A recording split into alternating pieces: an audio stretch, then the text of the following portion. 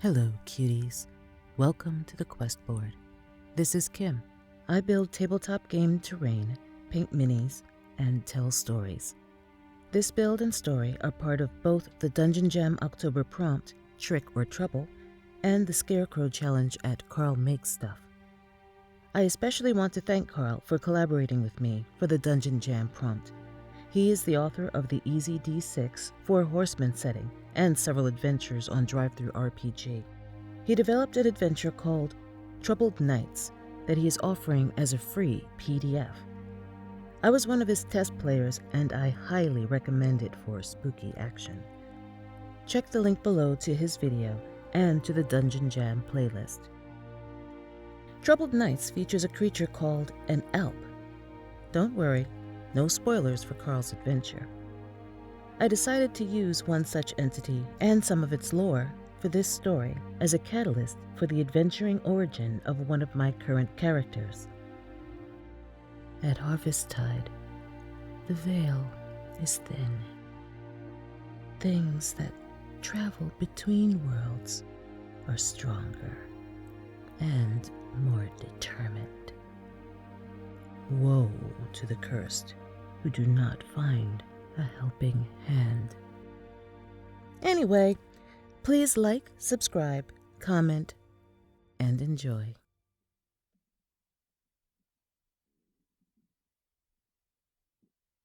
It had been a peaceful goodbye. Uncle Alpin had just closed his eyes and released his last breath as everyone in the house stood by his bed. Puffy thought he seemed to smile with relief, although she could not tell whether his serenity was due to his pain melting away or realizing that he might actually end up somewhere pleasant. She remembered him as a skittish but generous man who never seemed to fully enjoy his wealth. He spent lavishly on the family and donated to charities, flinging his money away as if it burned his fingers. As he aged, and sickness ate away at his independence, he moved in with his younger brother, Puffy's father. It was not much of an upset to the house until he died on the eve of harvest-tide. Her mother tugged absent-mindedly at the edges of her apron. Her father gripped a bedpost at the head of the bed so tightly that his knuckles blanched. Puffy scrutinized the first dead body she had ever seen. As she studied the motionless figure and the placid smile, she thought, "Is that all there is?"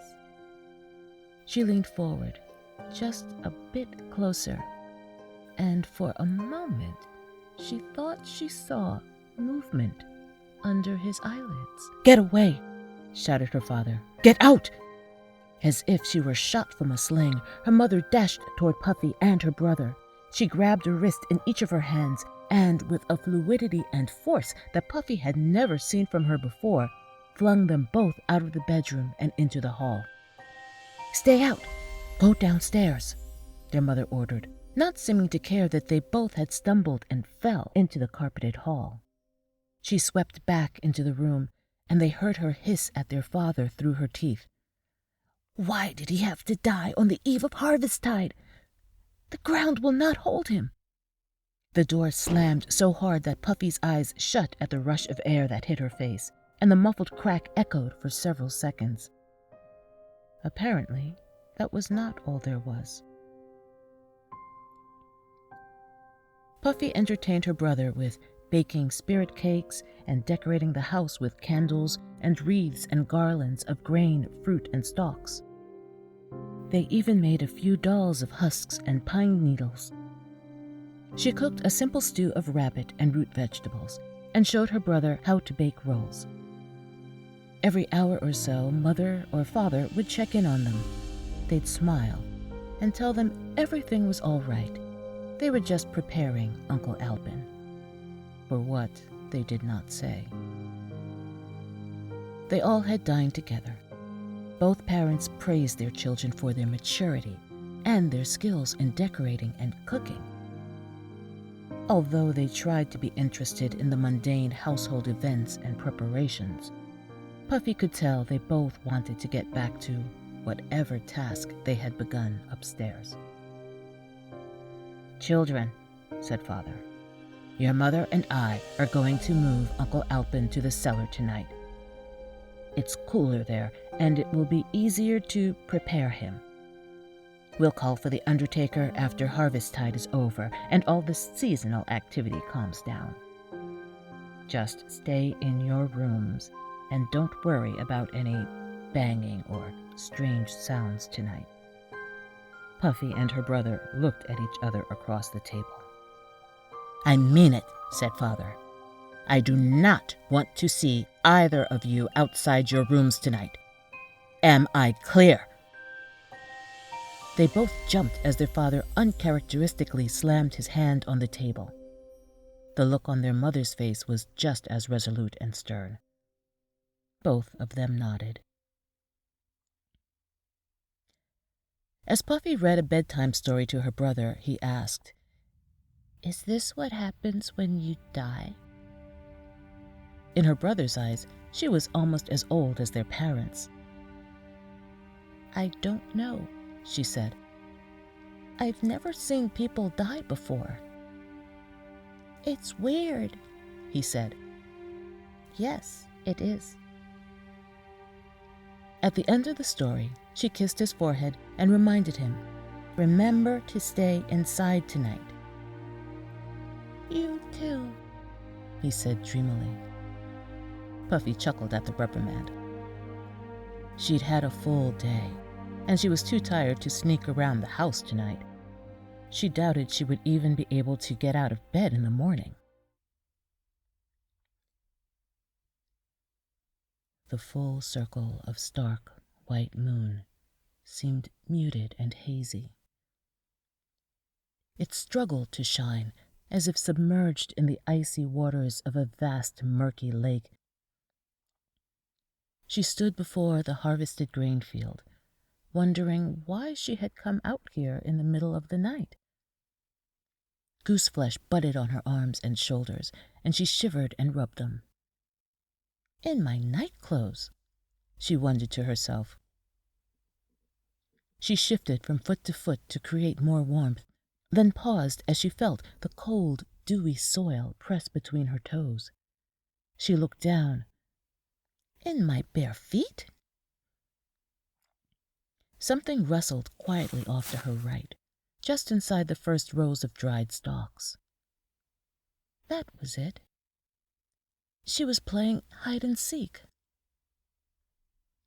As she stepped into the stover, the stalks seemed to elongate and stretch toward the sky. The withered, bladed leaves broadened and blocked all visibility past the first few stalks. She shivered again, not just because of the cold. She realized that she was alone in the field, alone in the night, alone. Her breath catching in her throat, she spun around, her legs tensing to run back out of the stalks, but all she saw was more tall, woody, shriveled stalks. Panicking, she stepped in blind circles. The leaf edges sliced at her exposed skin, and slivers of dry, cracked straw stabbed into her small, naked feet. The rustle and crunch of her own steps echoed in her mind. She was alone. She would always be alone. Again came a rustle, but not a small, tentative sound like before. Dust and fragments of leaf and grain flew up in all directions as something large and purposeful barreled toward her. There was no one to scream to for help. It was just her. She ran straight ahead. The bounding thing sounded alternately closer as the ground itself trembled beneath her feet, then farther as the rustling became distant, as if her pursuer had latched onto a new target for a few moments. She dared not look back. even when she thought she felt and smelled cold, damp, rotten air pluck at the back of her neck as if trying to drag her backward into a vacuum. She ran with such thoughtless fright that she crashed into a pole that appeared out of nowhere directly before her in her path.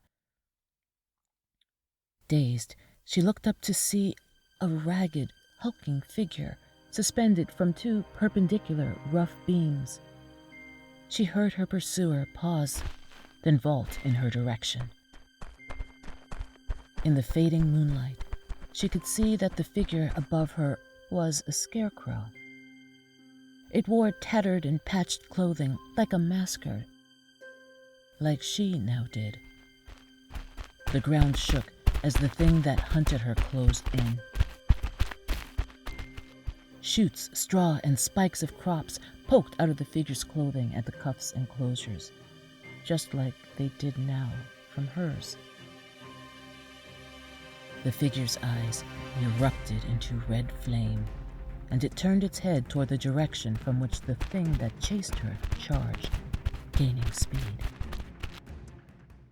Then it turned those hollow, flaming sockets toward her. She no longer felt the chill. Still aloft, but no longer attached to the beams, it crouched above her, mid-air, and offered down to her what seemed to be a hand made of flat, dried, knife-like leaves. Through a face of stalks and bristles, it spoke in a sighing hiss, as dry as the husks that formed it. Take my hand, accept my bond, and you shall not be alone. She could feel the gravity of the thing that bore down on her, the emptiness and longing that rushed to snatch her up and swallow her. She leapt onto the upright brace and climbed until she could brush the tips of what passed for the fingers of the outstretched hand.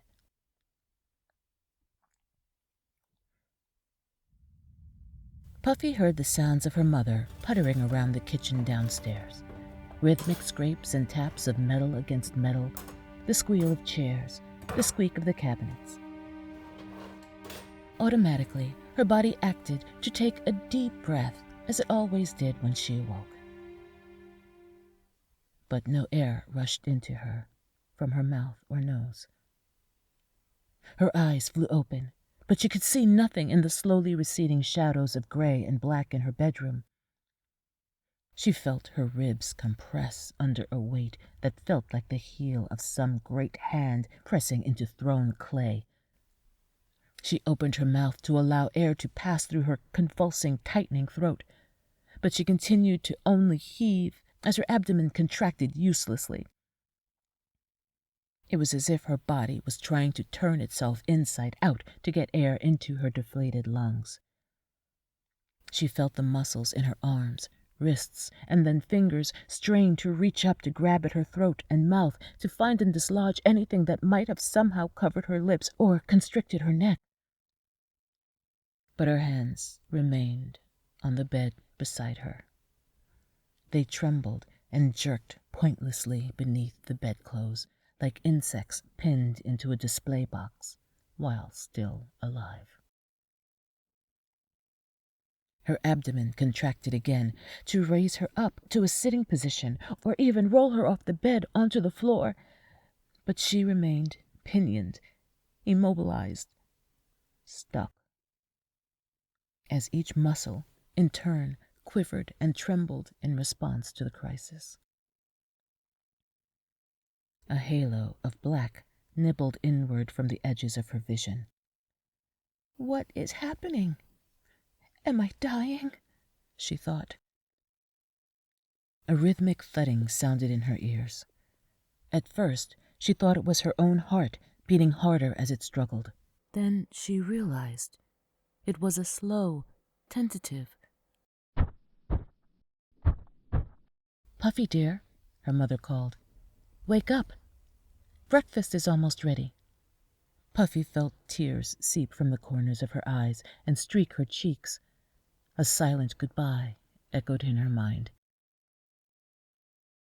Then the black at the edges of her vision turned to a bright silver, and a shocking rush of air entered her hollow, crushed lungs as she suddenly drew a painfully deep breath that seemed to throw the burdening weight off her chest. Her lungs inflated jaggedly, every mote of tissue demanding its share of ventilation. She coughed and heaved harsh, whining breaths as she shot up in her bed and clasped her throat. She looked around again, but all she saw was the white tail of a mouse disappearing into a knothole in the floor. "Mum, there's maskers at the door," Puffy called. By the time dusk bled the warm golds and clear blues from the sky, the fleeting discomfort of the morning and the hazy dread of the nightmare had faded into elusive tendrils of memory. Puffy was too old to dress in rags and go wandering in the gloam with her face streaked with ash to sing for cakes and coins. Her brother had left a bit ago with another group of children and would be back later. Although they still would not reveal why they were so concerned about the death of Uncle Alpin, she appreciated that her parents were continuing on with as much normalcy as they could, at least for her brother's sake. Now 3 maskers of various sizes stood outside. They all wore stained and tattered clothing. Each wore a mask of wood or animal skin tied onto their faces by bits of leather, cord, or twine, and covered their heads with scarves or hoods. They all carried large carved turnips with small candles inside, and had a small sack tied to their belts of rope or leather. "Oh," Mother said, "you all gave me such a fright." Her mother approached, and the guise of normality slipped as Puffy saw the kerchief her mother wore on her head. When she'd asked about it earlier that morning, her mother had just said she hadn't had time to fix herself up. But Puffy had caught a glimpse of hair that peeked out. It was knotted and teased as if she had been twirling on her head all night. The pall of her face made the dark circles under her eyes more pronounced. Puffy realized that her mother looked more like how she had imagined a corpse would look than Uncle Alpin had. Although she was obviously even more exhausted than Puffy, her mother humored the maskers. "I'm sure the wandering spirits will keep far from you." "Ma'am," said one, her voice muffled behind the mask, "would you have any bit of food to spare? We shall sing and pray for your loved ones past." With more gravity than she likely intended, Puffy's mother replied, "We'd be glad of any prayers tonight." "Go on, then." The children sang a well-known hymn. The one who had spoken first was quite talented, and kept the others on key with stern looks and encouraging nods, and maintained tempo by waving a hand to the beat. When they were finished, both she and Puffy applauded. "Well done, her mother said, then handed out 2 sweet spiced spirit cakes to each from the tray they kept by the door. She lowered her voice to a whisper. "Remember the name of Alpin Mandrell in your prayers twice tonight. Promise me." The lead child repeated the name and bowed her head. She began a prayer right there on the doorstep, and all the children joined in. "May the keepers of the earth, sky, and heavens of this world and the next welcome and protect Alpin Mandrell, the departed of this house. May it be so." Puffy's mother nodded and closed her eyes. "May it be so," she repeated. "My thanks. And remember tonight," she said, reaching into her apron pocket and giving each child a silver coin. "And don't tell anyone but the keeper you pray to. Understand?" All the children's eyes lit up. "Yes, ma'am. Thank you, ma'am." Each masker curtsied or bowed, and then made their way down the path to the next house as Puffy's mother closed the door. Puffy sat listlessly at the window and watched the last maskers leave. As the maskers disappeared at the gate, Puffy caught sight of a small mass of white and red that flashed from the gatepost to disappear behind a large tree. She squeezed her eyes shut, and when she opened them, she saw a short young man in the tatters and coal-smudged face of a masker, adjusting a bright red cap as he strode confidently toward their front door. Puffy turned her head to call out to her mother, but thought better of it. Both her parents looked even more exhausted than she felt, so she would accommodate this final masker herself. She fetched the spirit cake tray and placed a few coins in a pouch at her waist. She didn't have any silver, but she had a few copper pieces she could spare. She waited until she heard a knock at the door, put on her most matronly expression, and opened it. She saw a few children hurrying past on the road outside their gate, but the doorstep was empty. She looked from side to side, but saw no one. After a few moments, as she began to close the door, she heard a voice in her mind say, "Look again." It was the voice from her dream, the voice of the scarecrow that had reached down to her, the voice that said she would never be alone. She froze, remembering the dream fully, and wondering if she were going mad. Then she took a deep breath, squinted her eyes, and looked again. Faint, silvery sparks shimmered at the edges of her vision, and she saw the wavy outline of a figure directly before her on the doorstep. She recoiled as the man she had seen approaching the door materialized a few inches before her, red cap and all. Now she could see what she had thought was a stroke of ash across his forehead was actually the unbroken line of his eyebrows that ran across his face like a bridge from one side to the other. "Well, isn't this fun?" he said, watching the glimmer fade from around her eyes. "You've got a touch of the weave now, haven't you?" Puffy just stood there. "Oh, you don't know much yet, do you? Well, it makes no never mind. My message and mission are still the same. Tell your folks to let your uncle come along. He's got work to do. Hey, hand me a spirit cake." Puffy shook herself out of her shock and held the plate back.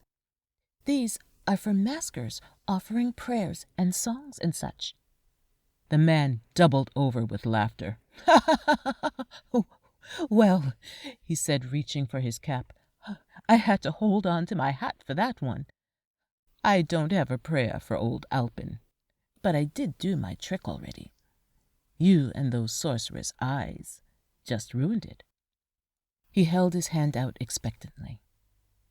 Puffy reluctantly picked a cake from the tray and placed it on his palm. "You get a point for that." He winked at her as he bit the pastry in half and began to chew. Quite nice. My compliments." His smile faded as he swallowed. "You're fortunate to have found some thing that has given you a bit of a shield." He bent forward as if telling a secret. "But your ma and pa and that brother of yours have no such guardian, do they?" "Ma?" called Puffy weakly, understanding the words on a level below her consciousness. "I will haunt them until their minds are addled and soft as porridge." "Pa!" She heard their footsteps advancing up the basement stairs. I will ride them until their chests cave and their breath explodes out as a fountain of fine mist as red as my cap. And then I will take what I have been charged to fetch, and you can wallow in this grand house of death and madness all alone." Puffy stepped back and found herself pressed into her father as he panted with the exertion of bounding up the stairs.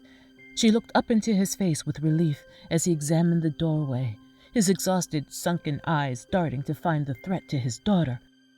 "What is it?" Puffy pointed in front of her. "Him! He said he'd kill you all." "Puffy, what are you on about?" When she turned back to look, she saw her finger pointed at no one. She tried to look harder, but no shimmer came to her vision. "Puffy," her father said, rubbing his hands through his hair as the last bit of energy seemed to drain from him. "You're tired. We're all tired. We'll all sleep better once this is over." "The man said to tell you to let Uncle Alpin come along. What does that mean?" She saw her mother's face go even more gray as her father pulled her inside, slammed the door, and stood frozen before it. Her mother propped herself against a wall and let out a jagged breath. Realizing the cake tray in her hands was, somehow, completely empty, Puffy let it fall to the carpeted floor with a hollow clang.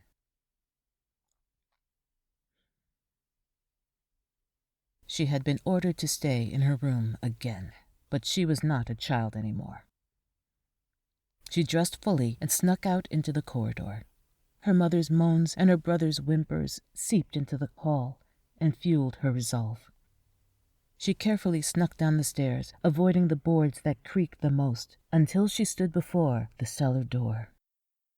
As she put her ear up against it, she heard the soft sobs of her father, along with a quiet, slow, clinking sound. She put her hand on the knob and found that it was locked. Of course. She looked through the keyhole and could see her father slumped in a chair at the bottom of the stairs. Around his neck hung 2 iron keys on a string. She pressed her hand against the keyhole. "If only I could reach through the keyhole," she thought. Again her vision shimmered, and she felt her hand extend. Not her hand exactly, but a hand from within her hand drew out like smoke from her fingertips and slipped through the keyhole. It slowly and carefully retrieved the keys and unlocked the door with one of them. She crept down the basement stairs, testing her weight with each foot placement before committing to the step. Finally, she reached the bottom of the stairs and saw what her parents had been hiding. Her Uncle Alpin lay bound with tight iron chains upon her father's work table. He made no sound, but tried continually to sit up. He paid no attention to anything other than that endeavor. "He won't hurt you." Puffy stumbled at the voice that came from behind her. She turned and saw the young man, now wearing a smart, clean white suit and a red bowler hat, sitting on her still sleeping father's lap. "Go on," the man urged. "You've got the key. You know what to do." Puffy moved toward her uncle, who continued his resolute pantomime and used the second key to unlock the padlock that held the chains tight against his skin. He bolted straight up, and the links slithered off him with a prolonged, rattling clinking. Her father twitched, but did not wake. "Why didn't you just take him?" Puffy demanded, her wariness and frustration welling up within her. He shrugged his shoulders as Uncle Alpin slowly moved his legs over the side of the table and stood up. If he knew who Puffy was, or if his clouded gray eyes even saw her, he did not register it in his face or movement. "We all have our rules to follow. In light of your new talents, I'm sure you'll find out what new rules apply to you soon enough." Uncle Alpin walked to the stairs and began to climb them. They creaked under his weight, but her father still did not awaken. However, he stopped moaning and whimpering, and seemed to now sleep peacefully. "'Twas a pleasure doing business with you, young madam." The man in the red hat gave a shallow bow. "Your house is right, at least until this one's time." He motioned his head in the direction of her father. "They were co-signed, and as payment did not occur immediately, well, he has taken on the same liability." Anger and defeat surged within Puffy. In a seemingly reflexive and sympathetic action, the ephemeral hand threw the iron door key at the man. It hit him on the cheek, and he yowled in pain. "Fie on thee, whelp!" he hissed. His right eye began to glow with golden light. Then the shine receded. No. He took a deep breath. "You assisted me with this task, so I shall not curse you. I take back the points I gave you for your tasty spirit cakes. You and I are square. If you come for my father or harm my family, I will use whatever allegiance I have made to destroy you." He shook his head. "Young madam, you are ill-informed. Heed me. I am not the holder of the contract. My current employer engaged my services to enforce it in this instance. You would have to take the matter up with them. But I pray we do not do this dance again." He winked as he rubbed his singed cheek. "I take my leave." A gleam, like light moving across spider silk, caught the air, and the man was replaced by a snow-white mouse, comically still wearing a tiny red bowler hat. It scampered to a crack in the wall and wriggled through it. Feeling empty and confused, Puffy exhaled. She held on to the banister tightly as she dragged herself up the basement stairs. She moved as quietly as she could now that the red-capped man was gone. She reached the top of the stairs, closed and locked the door behind her, and again summoned the ghostly hand to return the 2 keys to their place around her father's neck. She would leave her father there and feign ignorance in the morning. She sighed, ready to return to bed and, hopefully, have no dreams. But as she turned, she saw that Uncle Alpin stood at the closed front door, trying to push it open. The white mouse sat on his shoulder. Seeing Puffy, it sat up and waved at her. "Young madam," he called, "I'll give you a point if you open the door." "Confounded iron doorknob,"